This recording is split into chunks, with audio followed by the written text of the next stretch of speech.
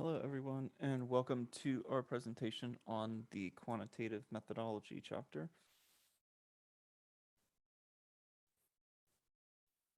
Just before we get started with the presentation, I'd like to provide this information in case you are interested in additional support outside of this webinar. So we do provide assistance with all aspects of the dissertation. So if you are interested in more one-on-one support outside of this webinar, you may use the information that you see here to contact us and learn more about the different forms of assistance that we provide. And just to give an overview of what we're going to be talking about today, so this webinar is on the Quantitative Methodology chapter.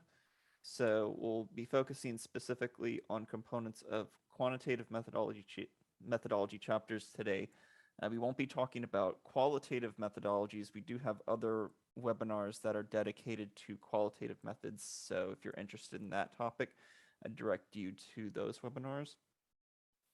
And first, we'll talk about the purpose of the methodology chapter and why it's important for the dissertation.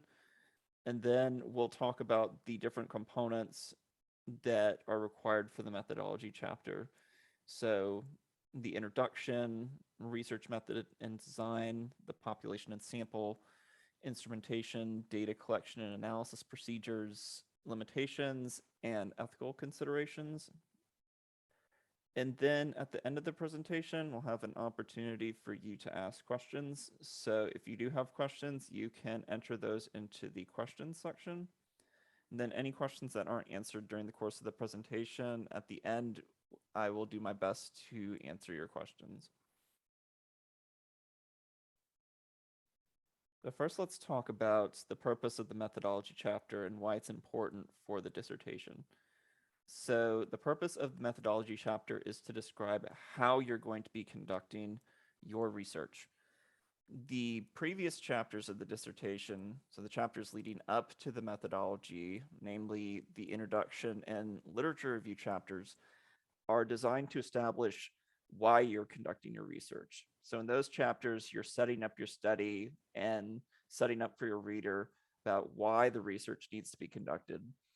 Once you get to the methodology chapter, it's time to start describing how you are going to carry out that research. So how are you going to collect the data and analyze it in order to answer the research questions and address the purpose and aims of the research that you set out to establish in your earlier chapters. And the important thing to keep in mind with the methodology chapter is that it should be detailed enough so that your research can be replicated by others. So someone should be able to read your methodology chapter and be able to conduct the research in the exact same way that you conducted it. So a lot of people will liken the methodology chapter to, say, an instruction manual. So you're basically creating an instruction manual for how to conduct your study. You're listing out the different steps that are required in order to conduct the research. Other people will liken the methodology chapter to a recipe. So you may have different components of your study, like your participants, the instruments that you're using, etc. And then you have to provide the different directions or steps for how to bring all those components together and use them in order to conduct your research. And while today we're going to be covering the components that are most commonly required for the quantitative methodology chapter based on our experience with many different schools, it is important that you check your school's specific guidelines or your degree program's specific guidelines to determine exactly what needs to go into the methodology chapter for your dissertation specifically. So different schools will have different requirements. Some schools may require more or different sections than what we'll cover today. Some may not require the same sections. So you do want to defer to your school's requirements as you are creating your chapter. So now let's talk about the different components of the chapter. And like most chapters of the dissertation, the methodology chapter can begin with a short introduction where you reorient your reader to the purpose of the study and your research questions, and then lay out the contents of the chapter. So you can start your introduction with a restatement of your purpose or problem statement. And this can be either a verbatim restatement from your previous chapters, or it can be an abbreviated version of your purpose or problem statement. And you may also want to restate your research questions. And the research questions should always be stated verbatim and stated exactly the same way as they appear in other chapters of your dissertation. So you want to make sure that the wording of the research questions and hypotheses stays the same throughout your dissertation. And then after that, you can simply list out the different section headings that will appear in the chapter to give a preview of the chapter's contents.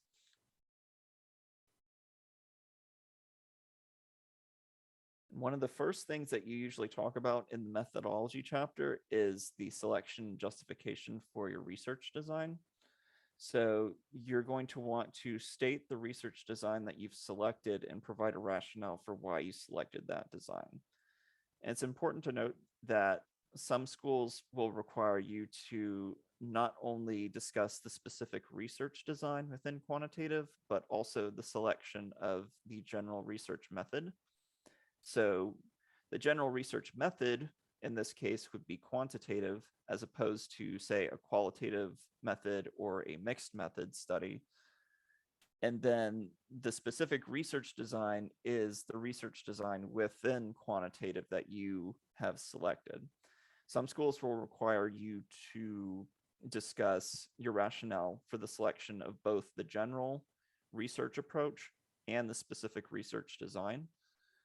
So you just want to keep that in mind. In terms of the research design, again, you want to state the specific research design within quantitative that you will be doing for your study. So this could be correlational, could be experimental, could be quasi-experimental. So those are just some examples of quantitative research designs.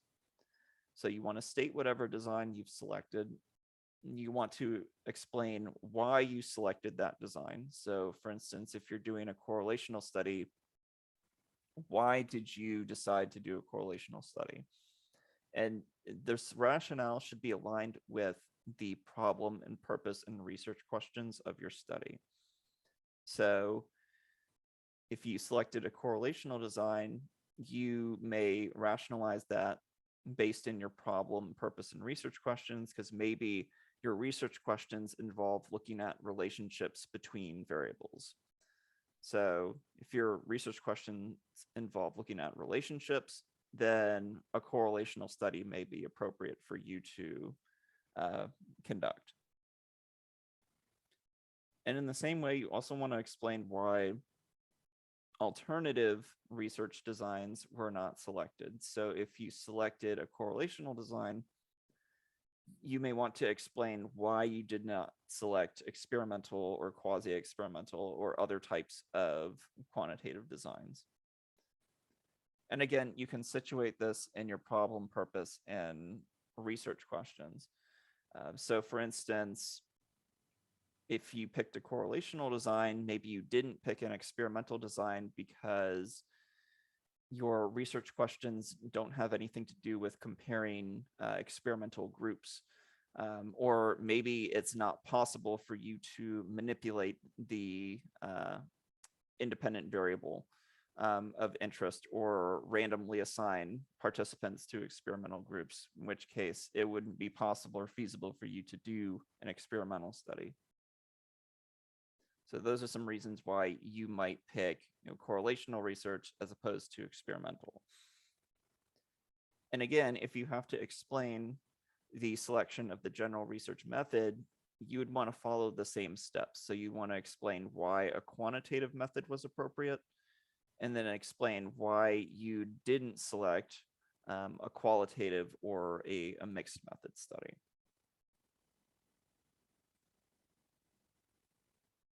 Now let's talk about the population and the sample. And this is an area where a lot of students can get confused because some students will use the terms population and sample interchangeably, or they may not know the difference between the population and sample, but it's important to distinguish the two.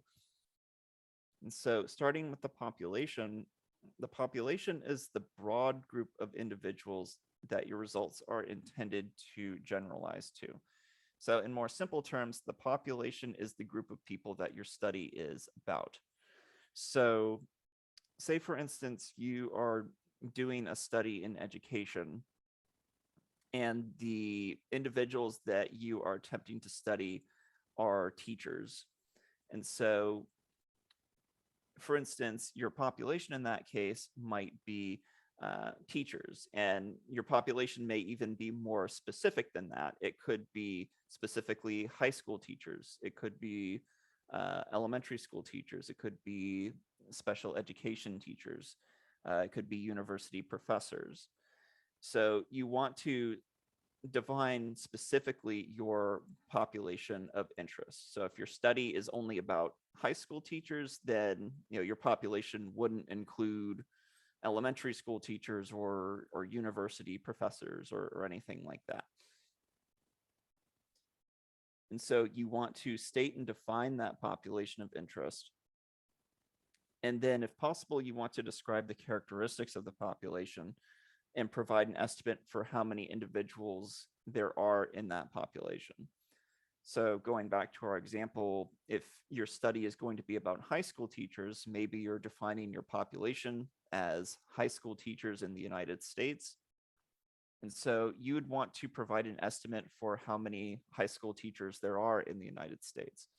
You might get this information from some organization that keeps track of these types of statistics. So maybe Bureau of Labor Statistics or some similar organization specific to education, perhaps. If it's possible to get those statistics, and if you can find out any general characteristics about the populations, such as demographic breakdown or anything like that, it's usually useful to provide that information. So the population is different from the sample in that the sample is just those individuals from the population who are going to be participating in your study. So the sample is the specific individuals that you select and invite from the population and who end up participating in your research. So if, for instance, you're doing that study on high school teachers in the United States, you send out, let's just assume you're doing like a simple survey study. So you're sending out surveys for people to fill out. You're sending out surveys to high school teachers in the United States. Your sample would just be those teachers that respond to your survey and participate in your study. So that's the difference between your population and your sample. And to get a better idea about this distinction, you can think of this in terms of an analogy where, let's say you are planning a trip to go fishing at a lake somewhere. And if you're going on this fishing trip to a lake, you're probably not going to catch every single fish in that lake. You're probably just going to catch a few fish in the lake if you're lucky. So you can think of the population as all of the fish in the lake, and your sample is just the fish that you catch on that day. And so for your sample, you are going to want to provide as much detail as possible about your sampling strategy or technique or the procedures that you're going to be following to identify individuals from the population to invite them into your study. So there are a lot of different techniques or sampling strategies that you can use. They are generally broken down into probability and non-probability sampling. Probability sampling would be something like random sampling, where you are picking individuals from the population at random to participate in your study. This is usually in quantitative research the most ideal form of sampling, but a lot of times it's not feasible to conduct a true random sample because the population, for instance, of high school teachers in the United States is so large and so broadly distributed, it's probably not going to be feasible for you to randomly select um, from that entire population. So you may instead do some kind of non-probability or convenience sampling where you select high school teachers from a subset of that population that is convenient or available to you. So maybe there are a couple of schools that are nearby to you. So local schools where you can go in and advertise your study to the teachers in that school and they can take your survey. So that would be an example of a convenience sample because you're just going into a couple of different schools and recruiting the teachers from those schools. Another example might be maybe there is some kind of teacher organization or group that has high school teachers as members, and you reach out to that group to see if their members would be interested in participating in your research. That might be another example of a convenient sample because it is a subset of the population that is convenient or readily available to you to use for your research. And you want to be very specific about how you're going to be contacting these individuals and recruiting them to participate in your study. So if you're going to be going into local schools, for instance, to recruit teachers, how are you going to do that? Are you going to post flyers around the schools? Are you going to be meeting with teachers face to face or directly, like during like a faculty meeting or something? Or are you going to be getting in contact with the principals of the schools, and then the principals will send out survey invitations to the teachers through email, through their work email address? So those might be ways that you might recruit participants specifically. If you're going to go the route of, say, like a teacher organization, how are you going to contact the individuals in that organization? Is there some kind of an organization administrator that you will be collaborating with to contact the group members through email or some other means, or how is that going to work? You want to be very specific in terms of the exact procedures that you're going to follow in order to contact the individuals in the population. And finally, as part of your sample section, you will want to calculate and estimate a target sample size. So in quantitative research, sample size is important to estimate based on the statistical analysis that you are going to be conducting. This is generally done through something called a power analysis. And I won't go into a whole lot of detail about power analysis in this presentation, just because we do have other webinars dedicated specifically to power analysis and sample size calculation for quantitative research. So if you do want more information on power analysis and estimating sample size, I direct you to those specific webinars.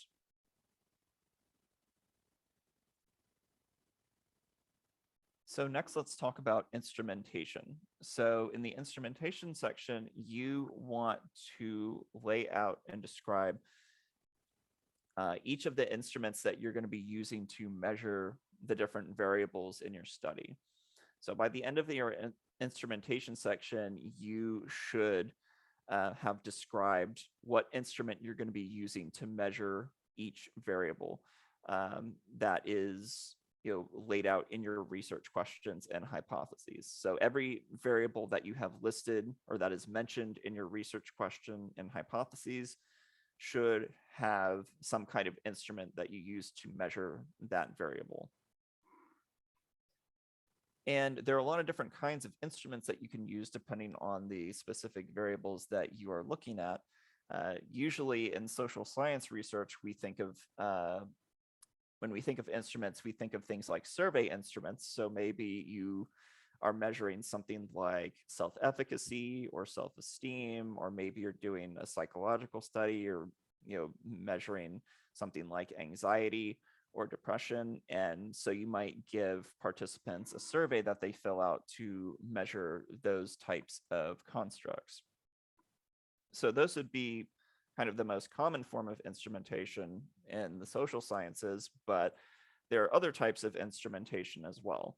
So if you're doing something more like biomedical research, where you're taking physical measurements, like maybe people's height and weight, or their blood pressure, or things along those lines, you may have specific devices or instruments that measure those things. Like you might have a scale to measure someone's weight, or a device that measures blood pressure. So those would also be examples of instruments. But for the purposes of the rest of this discussion, we'll focus more on survey instrumentation. But for each instrument, you will want to describe the instrument. So for surveys, you will want to state what the instrument is called and who the authors were that originally created the instrument. You'll want to provide details such as how many items or questions the survey instrument has. So maybe you are looking at something like a measure of self-esteem or self-efficacy. Maybe it has 10 questions. You'll want to describe the response scale and scoring for the questions. So how do participants answer the questions for the instrument? Do they answer it on some kind of a Likert scale, where maybe they rate items on a scale from 1 to 7, from strongly disagree to strongly agree, or maybe they answer the questions in some other way? And then how is that instrument scored? So if you have, say, for instance, a self-esteem questionnaire that has 10 questions, how do you score that instrument to get your variable for self-esteem? So are you taking those 10 items and are you just adding up the responses together, or are you averaging them together to get a score for self-esteem, or are you scoring the instrument in some other way? And also for each instrument, you want to provide evidence for the validity and reliability of that instrument. And this information is usually found in the article that describes how the instrument was originally created and developed. For validity, usually you would present information from a factor analysis, like an exploratory factor analysis or a confirmatory factor analysis that those researchers did to establish the validity of the instrument. And then for reliability, for a survey instrument, that's usually measured using something like Cronbach's alpha, or there may be correlations for test-retest reliability or something similar to that. So you want to present the statistics and the evidence from the original articles that established the validity and reliability of the instrument. And it's important to note that some schools will actually have completely separate dedicated sections for validity and reliability, where you describe this information, whereas other schools will just want you to put this information in the instrumentation section.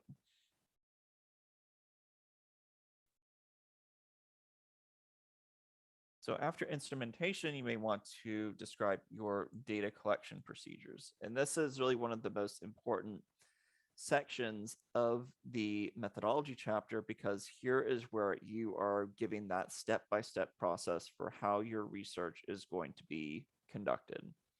So you really want to start from beginning to end, your procedures that you're going to follow for collecting the data.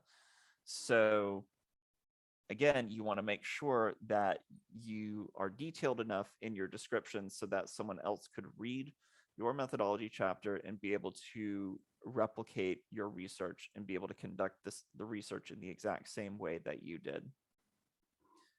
You want to start from the very beginning. So this would usually start from whenever you get approval to conduct your study, like Institutional Review Board IRB approval. As soon as you get IRB approval, what's the first thing that you're going to do to conduct your research? And then you just follow along all the steps that you're going to take up until you get to the point where, okay, now I have the data collected and I'm ready to do the analysis. So really the data collection procedures should detail everything in between when you get IRB approval to when you're ready to analyze the data. And you want to, again, give as much details as possible about, for instance, where and how the data collection will take place. So for instance, if you're doing a survey study, or is that study going to take place in person? So are you, going to go into schools and hand out paper and pencil questionnaires to teachers? Or is it going to be an online survey where maybe you just email a link to the survey to teachers and then they fill it out online at their own convenience? Then you want to provide information about how participants will provide consent. So informed consent is the process through which participants are given information about the study before they provide any data so that they can make an informed decision about whether they should participate or not. And so you want to give information about how participants will be given that information and how they will be indicating their consent. If you're doing, for instance, an in-person study where you're handing out paper and pencil surveys, you would usually give them a consent form before you give them the survey so that they can read the form and then sign it to indicate that they understand the study and they're willing to participate. If it's an online study, then usually the consent information is presented in the first page of the online survey so they can read the information about the study and then click a button to indicate that they've read all the information and they agree to participate in the study. You want to talk about how and when each instrument is going to be administered. Again, if you're doing in person versus online, how and when will that process occur? In what order will the instruments be presented? And things like that. And importantly, if you're doing something like a longitudinal study or repeated measures or pre-post research where participants are completing measurements at different points in time, that's when it becomes very important to describe the timing, like the how and when participants will be filling out the surveys. So, at what points in time will participants be completing these measurements and how many times will they be completing the measurements? And while all of our discussion so far has focused on primary data collection, so this assumes that you are going to be conducting original research and collecting the data yourself, it is possible that you may be doing a study that involves pre-existing or archival data, or in other words, secondary data. If you're doing that kind of a study, then your data collection procedures section will look a little different. As opposed to primary data collection, if you're using archival data, you'll want to describe more of the process for how you're going to obtain the data, rather than the process for how the data are collected. So for instance, maybe the data that you're using is managed by some organization and you need to collaborate with that organization in order to get permission to access the data. So if that's the case, then you would need to provide all the details about how you go about getting permission to access the data and acquire the data. So that would be what the data collection procedures section would look like if you're using archival data as opposed to primary data collection.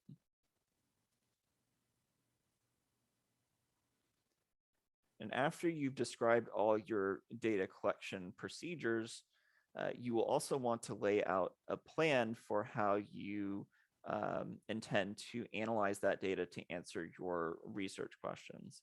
So in your data analysis plan, you should have a specific plan for what analysis you're going to conduct to answer each research question. And first, in the data analysis plan section, you'll want to describe how the data will be compiled or entered into an electronic format. And this is especially important if you're doing in-person research with something like paper and pencil surveys, where you later have to manually enter the responses to the surveys into an electronic format. So you'll want to talk about that process if it's applicable. And you'll want to state the software that you're going to be using for any data cleaning, preparation, and analysis. So you might use something like SPSS, or we have our own software in Elective Statistics that you could use. You'll want to describe how exactly you're going to clean and prepare the data for the analysis. So this could involve checking the data to make sure it's accurate, especially, again, if you have to manually enter the data. And you'll want to describe how you're going to check the data for missing responses and how you're going to deal with missing responses. So especially if you're doing something like survey research, it's very likely that you're going to have missing data of some kind. So people may just not fill out the entire survey. They may skip questions. So it's very likely that not all of your data is going to be 100% complete. So you're going to need a plan for how you're going to deal with missing data. So are you just going to completely remove participants who are missing responses or who skipped questions? Are you going to try to include people who are missing some data? And if so, how are you going to deal with those missing values? Are you going to try to replace them with something like a mean replacement, or are you going to impute them using some kind of imputation procedure? Those are all the details you want to provide about how you're going to deal with missing data. You also may want to describe how you're going to screen your data for any eligibility criteria. So maybe you have screening questions in your survey. How are you going to use that to potentially eliminate participants who filled out the survey but weren't eligible? And also any procedures that you need to conduct to prepare your or compute your variables to use in the analysis that you're going to conduct. So again, if you're using survey instruments to measure something like self-esteem, what procedures do you have to follow to like do any coding or recoding of those survey responses in order to compute a score for self-esteem, for instance. So you want to describe all of those procedures.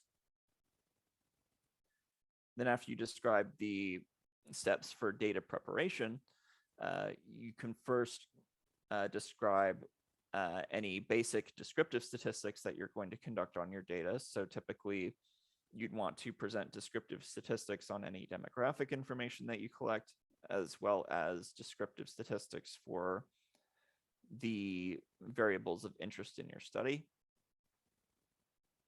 And then you want to get into the analysis of how you're going to answer each research question or hypothesis. So again, you want to separate this by each research question. So you should have a separate analysis or some kind of analysis to answer each research question. So you want to lay that out specifically, and you can just go in order of your research questions, like what analysis you're going to use to answer research question 1, what you're going to use to answer research question 2, and so on. And for each analysis, you want to describe the different assumptions that you're going to test for that analysis. So any analysis that you choose, whether it's something like a t-test or an analysis of variance or a regression or a correlation coefficient, virtually all of those analyses will have certain statistical assumptions that need to be met in order for us to accurately interpret those results. And so you will want to, for each analysis, describe the assumptions that are required for that analysis and how you are going to test them. So if you're doing something like a t-test, for instance, you may need to test the assumptions of normality and homogeneity of variance. So you'd want to state how you're going to test normality and how you're going to test homogeneity of variance, and also have a plan for what you're going to do if any of those assumptions are violated. So for instance, if normality is violated, how are you going to deal with that violation? Are you going to try to transform the data so that it follows a normal distribution? Or are you going to use an alternative test, like a non-parametric test that doesn't require normality? So those are the things that you want to describe in your data analysis plan.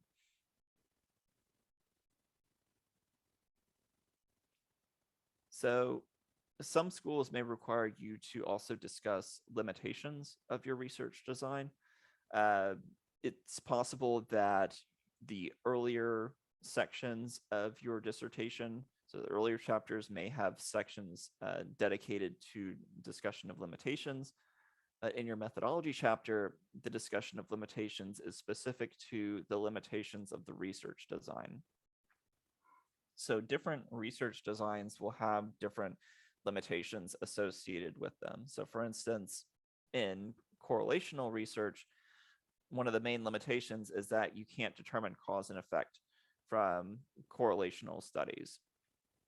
If you're doing survey research, limitations may include things like response biases, so social desirability bias or response bias or selection bias, or those types of biases that can affect the responses to surveys.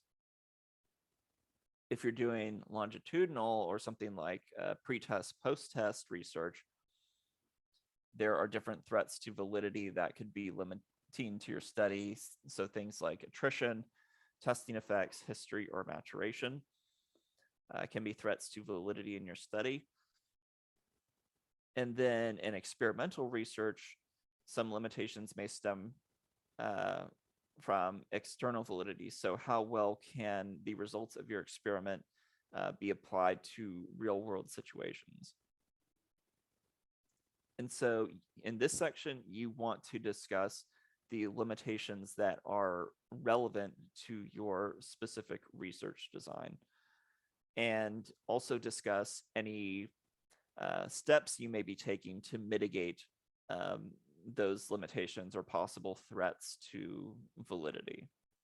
So for instance, if you're doing a survey study and one of the limitations or threats to the validity of survey research could be response biases, then maybe one way that you are going to help reduce those response biases is to help ensure participants that their responses are going to be either anonymous or kept confidential. So that might increase the chances that participants will provide honest answers to the survey questions.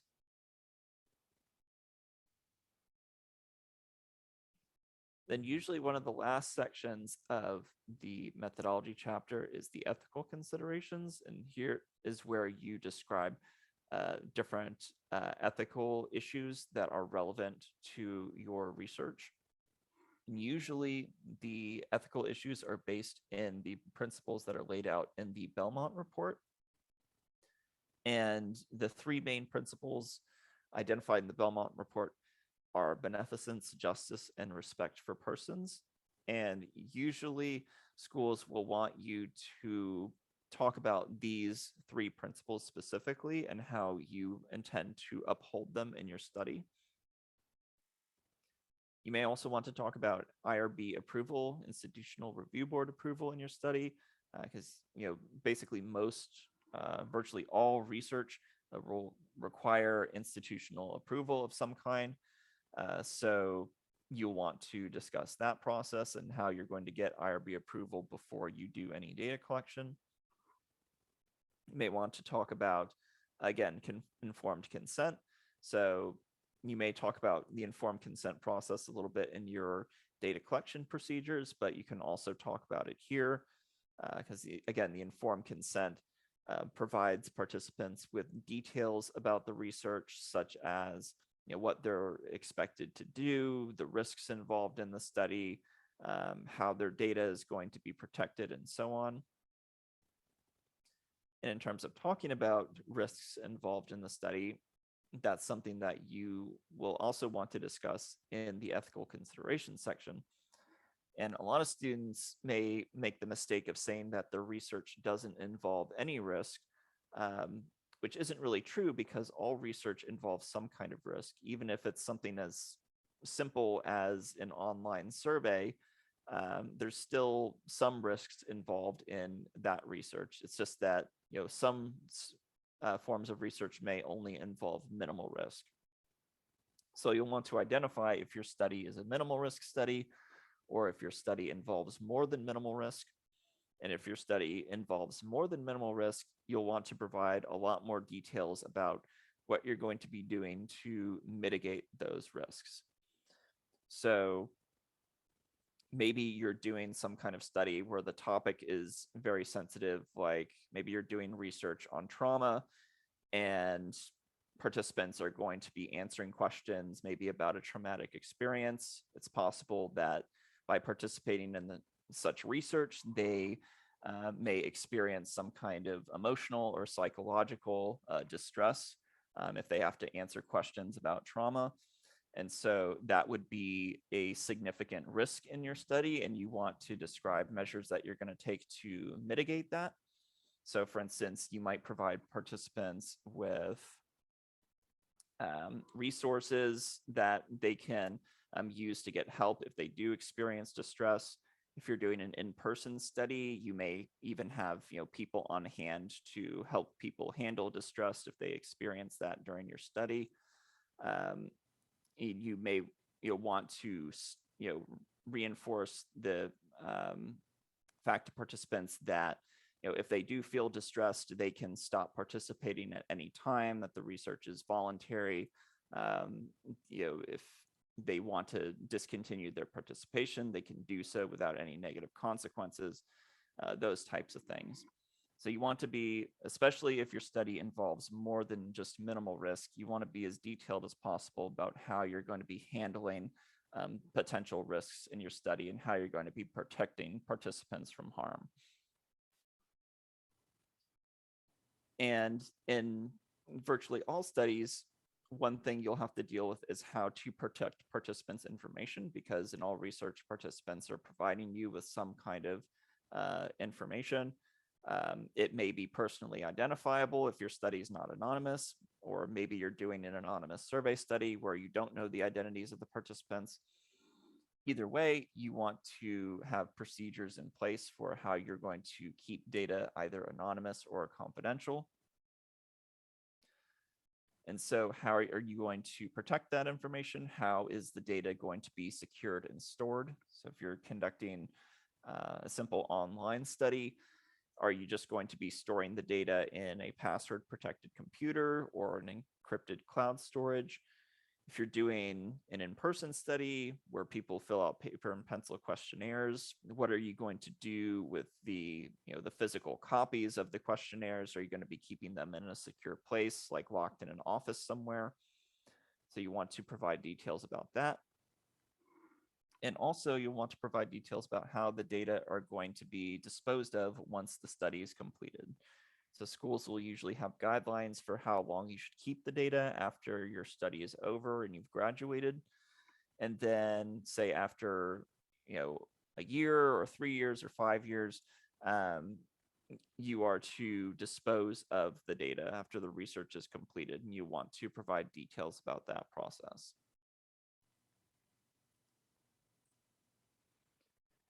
And so that brings us to the end of our presentation on the components of the quantitative methodology chapter.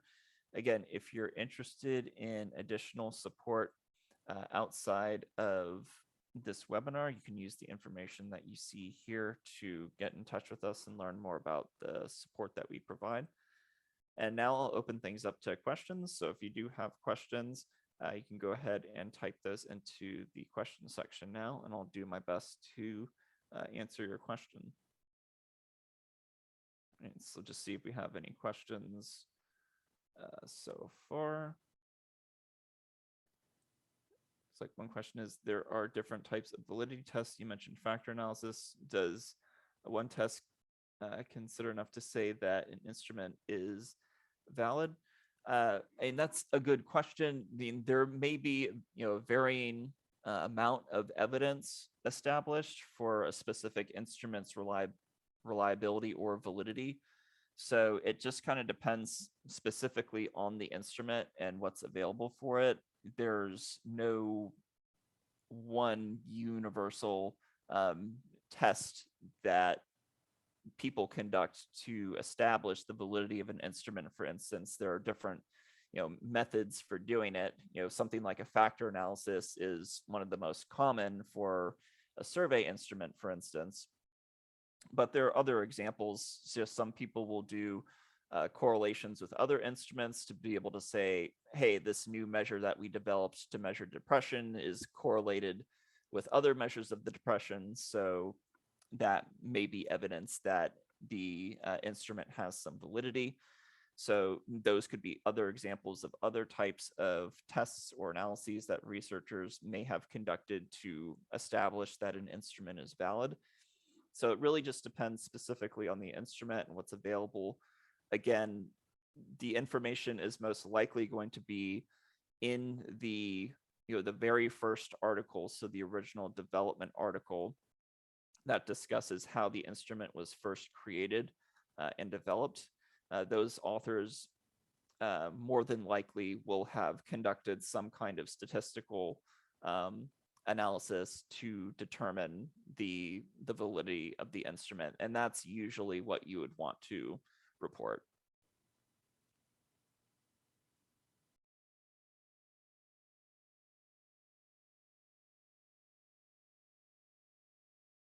Right. So if anyone else has any other questions, feel free to enter those into the question section now.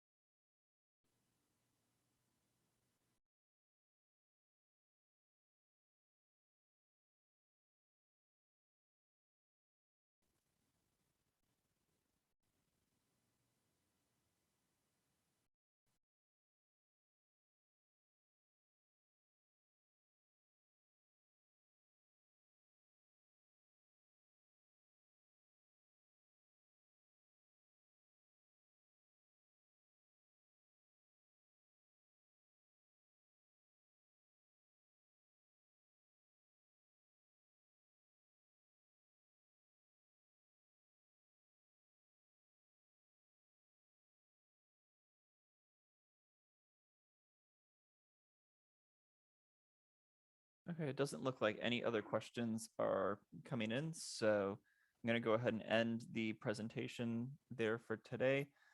Thanks everyone for attending today. And again, if you are interested in additional support, you can use the information on the screen to get in touch with us. Or if you're interested in other webinar topics, we do have a list of other webinars that we do for different topics related to the dissertation, so you can check those out. But again, thanks everyone for attending today. I hope everyone found this useful, and I hope everyone has a great day.